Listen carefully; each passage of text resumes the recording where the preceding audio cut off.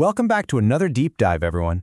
So in today's explainer, we're actually exploring some really ancient Buddhist texts. Specifically, we're zeroing in on excerpts from the Earth Store Sutra and some fascinating commentaries that go along with it. We're going to unpack this incredibly profound cosmic framework. I mean, we're talking about a journey that spans from the absolute darkest depths of karmic retribution all the way to the breathtaking heights of ultimate bliss. It's a full-on journey of cause, effect, terror, and ultimately this incredible sense of hope. So let's jump right in and see exactly how these ancient philosophical texts structure the consequences of the things we do. Let me ask you something straight from the source material.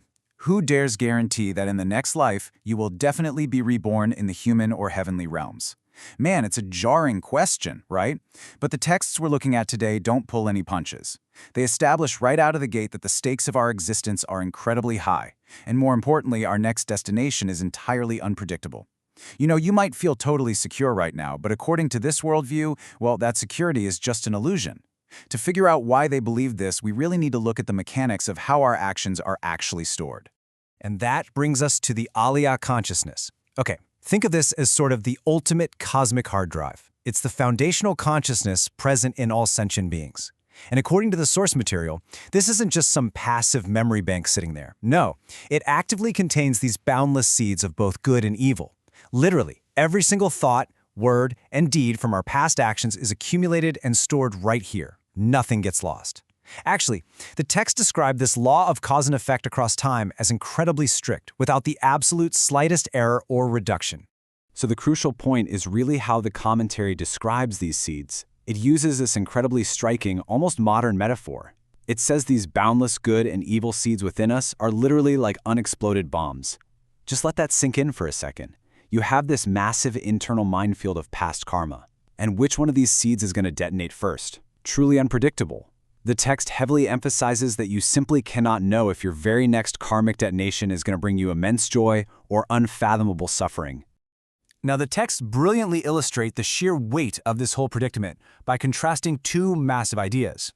On one hand, the sutra states that karmic power is so massive it can literally rival Mount Sumeru, it can plunge right into the depths of the ocean, and entirely obstruct the holy path. It's this overwhelming, completely unavoidable force. But then, right in the face of this huge cosmic power, there's this stark human isolation. The text explicitly notes that even between a father and son, the closest of kin, their paths will diverge. Even if they run into each other, neither can actually take the suffering for the other. You have to face your karmic consequences completely and utterly alone. Moving on to Section 1, the Iron Ring Hells, a descent into retribution. So when those unexploded bombs of bad karma actually do detonate, the text says we descend into the Iron Ring Mountain, which is a place completely devoid of sunlight or moonlight. We're shifting here from the abstract idea of karma into its visceral, brutal reality. Within this dark, sunless space, the sutra catalogs just a limitless number of hells, and each one is specifically tailored to different karmic offenses. Just listen to this rapid-fire list of names from the text. The extremely uninterrupted hell, the great Avishi, hells of flying knives, piercing spears, iron oxen, molten copper, and iron pellets. The sheer scale, the intensity, the variety of these realms, it's all meant to completely overwhelm the reader. And keep in mind, according to the text, these aren't just single locations. Every single one of these contains hundreds or even thousands of smaller subhells. And to make absolutely sure that sentient beings understand the gravity of their actions, Kshitigarbha imparts some very specific, poetic, and frankly terrifying imagery of these torments. The text reads, "Tongues of the sinners are pulled out and plowed by oxen. Cauldrons of boiling soup cook the bodies. Red-hot copper pillars are made for sinners to embrace." It even goes on to describe iron snakes coiling around people, and extreme, boundless cold. It's a complete, visceral, sensory overload of suffering, carefully designed to deter any sentient being from taking even the smallest evil act lightly. But here is the major philosophical twist of the sutra. Think about all those hundreds of thousands of terrifying karmic instruments of torment. What are they actually made of? Well, just 4 elements: copper, iron, stone, and fire. And what's their origin? They aren't created by some punishing external deity. No, the text explicitly states that these 4 substances are produced entirely by the various karmic deeds of the beings themselves. The hells are quite literally manifested from the actions of those who inhabit them. You are trapped in a prison constructed 100% by your own unexploded karmic bombs. Let's transition to Section 2, the compassionate vessel, ascending to ultimate bliss. It's incredibly heavy, right? That darkness feels totally suffocating. But right at this moment of absolute despair, the narrative dramatically pivots. It goes from this crushing darkness to a spacious golden light, as Samantabhadra Bodhisattva steps in with a vital request to Kshitigarbha. He says, "I beseech the benevolent one to expound the Dharma, so that all sentient beings in the evil age may be led to take refuge in the Buddha." Now, this specific dialogue is the absolute turning point of the text. Samantabhadra represents this great, compassionate intervention. He acknowledges the inescapable horrors of those hell realms, but then immediately sets up the ultimate solution. The goal here isn't just to scare people, it's actually to prompt them to seek the salvific path of taking refuge in Amitabha, who the commentary refers to as the king of all Buddhas. Now, what's really interesting about this slide is the exact methodology the text provides for salvation, even for those who have committed the absolute gravest offenses.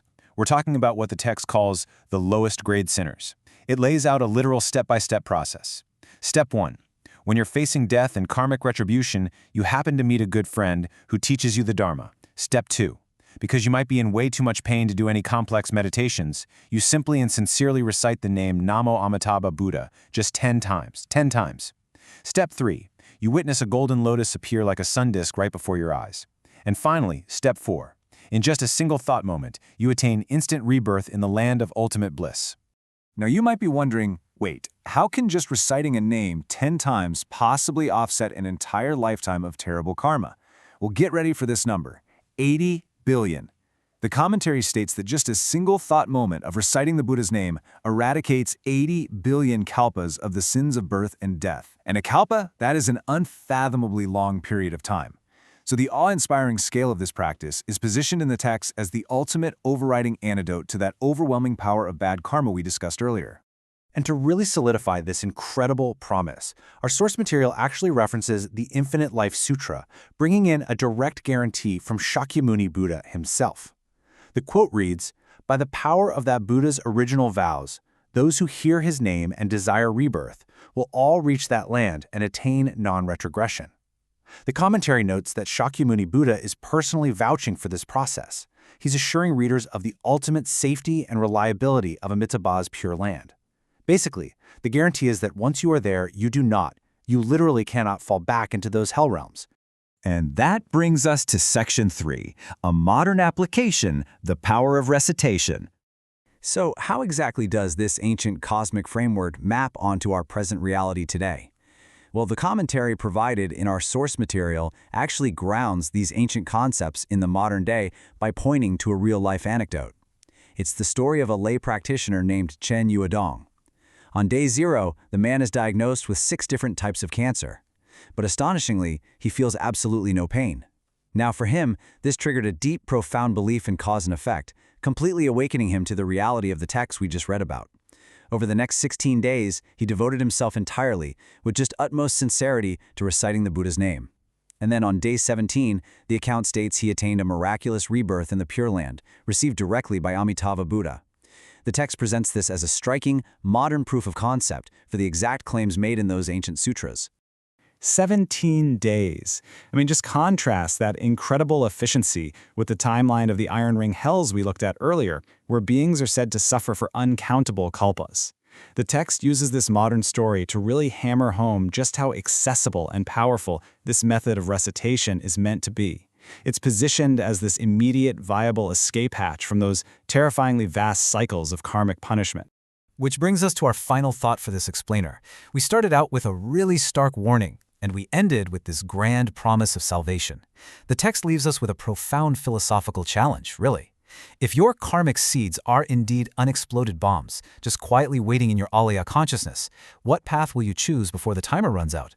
Are you going to risk the iron ring, or will you seek out the golden lotus? It's a fascinating textual journey that absolutely leaves us with a whole lot to reflect on. Thanks so much for joining me on this deep dive, and I highly encourage you to keep exploring these incredible historical concepts for yourself.